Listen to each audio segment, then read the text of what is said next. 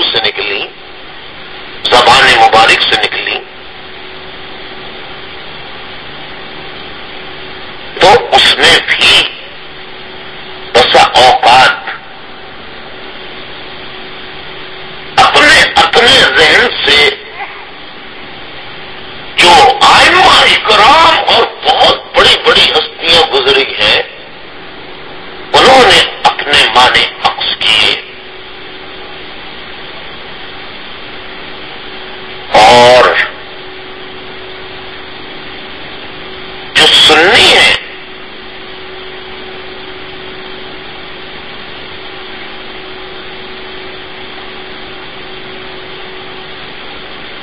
وہ چار امامین پر یقین رکھتے ہیں، ہاں وہ تقلید کسی ایک امام کی کیوں نہ کریں۔ میں نے اپنی زندگی میں نہیں سنا کہ حضرت امام شافعی رحمت اللہ علیہ، حضرت امام حنبل رحمت اللہ علیہ، حضرت امام مالکی رحمت اللہ علیہ، حضرت امام ابو حنیفہ رحمت اللہ علیہ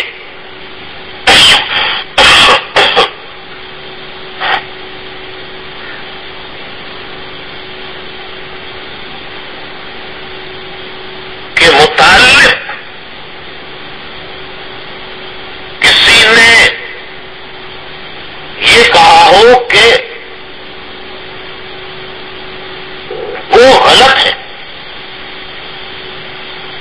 اور ہمارا جس امام کی ہم تقلید کرتے ہیں وہ صحیح ہے، اسی طریقے سے اہل تشیع حضرات کی وہ جس فرقہ کو فالو کرتے ہیں تو وہ امام جعفر صادق رضی اللہ تعالی عنہ کی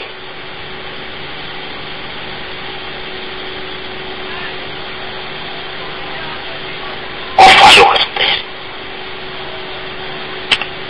اچھا، اب اگر ہم اس کا نقطہ نکالیں، اس کی باریک بینی سے جائزہ لیں، تو چاہے فقہ جعفریہ والے ہوں، چاہے دیوبندی ہوں، اہل حدیث ہوں، چاہے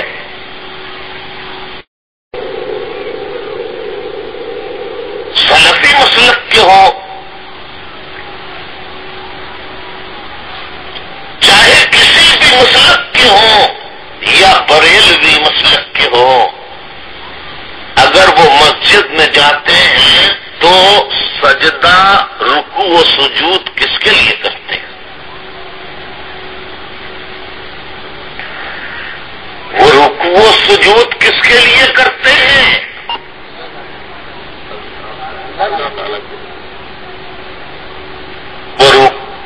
اب جب کہ مسالک علیحدہ ہیں لیکن مقصد عبادت اللہ تبارک و تعالیٰ کی ذات ہے، اللہ تبارک و تعالیٰ کی ذات ہے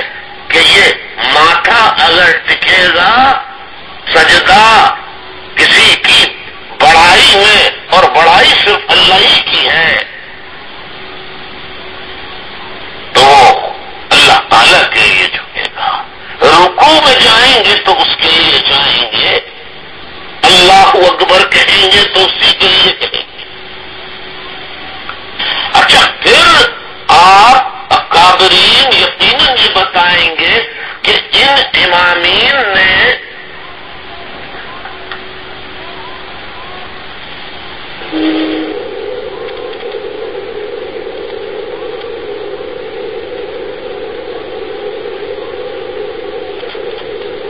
اپنے بعض ایشوز، بعض جو معاملات ہیں اس پہ اپنے اختلافی نوٹ پر لکھ کر قرآن و حدیث کی روشنی میں اپنا موقف بیان کیا، لیکن کسی بھی ایک امام نے دوسرے امام کو کافر کہنا تو استغفر بڑی بات ہے، برا بھلا تک نہیں کہا۔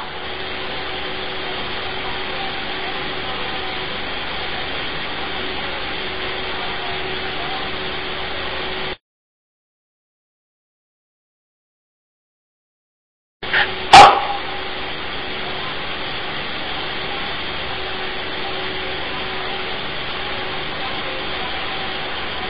میری گزارش آج کی اس محفل میں یہ ہے کہ آج ہمیں فیصلہ کرنا ہے۔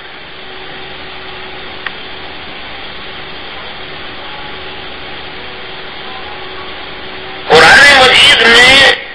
کیونکہ اللہ تبارک و تعالیٰ جانتا تھا، اللہ تبارک و تعالیٰ جانتا تھا کہ آگے چل کے مسلمانوں کا کیا اثر ہوگا، تو پہلے اس نے کہہ دیا کہ واعتصموا بحبل اللہ جميعا ولا تفرقوا، وارننگ دے دی پہلے سے کہ جمے رہنا، اللہ کی رسی کو مضبوطی سے تھامے رہنا اور تفرق میں مت ڈالنا۔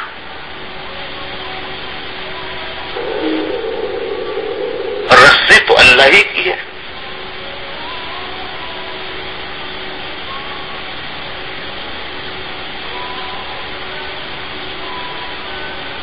محترمو، معزز علماء اکرام، مشائخ عظام، حاضرین محفل،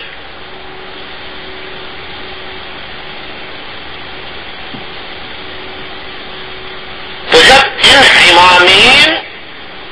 کے ماننے والوں تک نے، فالوورز نے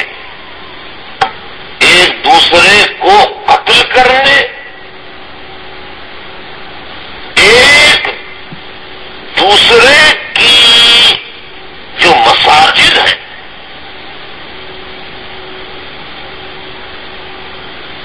ان کو تباہ کرنے کی اجازت نہیں دی، اور اس کے لیے میں ابتدا میں سب سے پہلے سورہ بقرہ کی آیت کا ترجمہ بتا چکا ہوں۔ میں اور آپ کون ہوتے ہیں؟ کیونکہ ہم سب خلوص دل کے ساتھ اپنی اپنی مساجد میں جاتے ہیں، عبادت کرتے ہیں، اللہ کا ذکر کرتے ہیں، تو ہمیں یہ کیا حق پہنچتا ہے کہ ہم اپنے آپ کو صحیح کہہ کے دوسرے مسلک کی مسجد کو بم سے اڑا دیں، بموں سے اڑا دیں،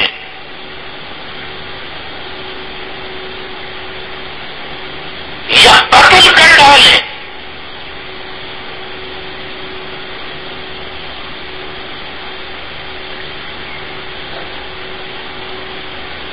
سورہ نساء کی آیت بھی آپ کے علم میں ہوگی، وَمَا كَانَ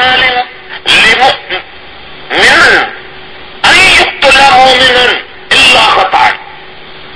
اور مسلمان کا کام نہیں کہ وہ مار ڈالے دوسرے مسلمان کو۔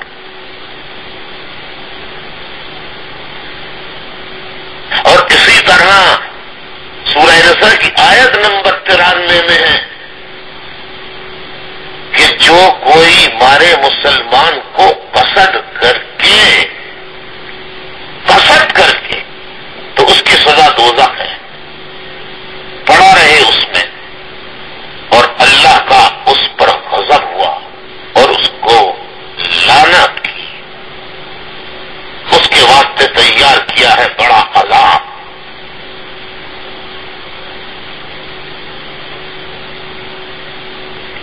میرے کہنے کا، گزارش کرنے کا مقصد یہ ہے کہ مجھ سے آپ تو علم کا خزانہ ہیں، قرآن مجید اور احادیث پر، فقہ پر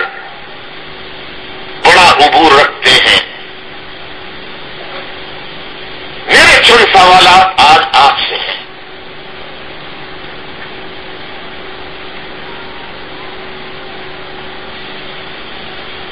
کہ کیا فقہ جعفریہ سے تعلق رکھنے والوں کی امام بارگاہوں کو بموں سے اڑا دینا اور انہیں قصدن قتل کرنا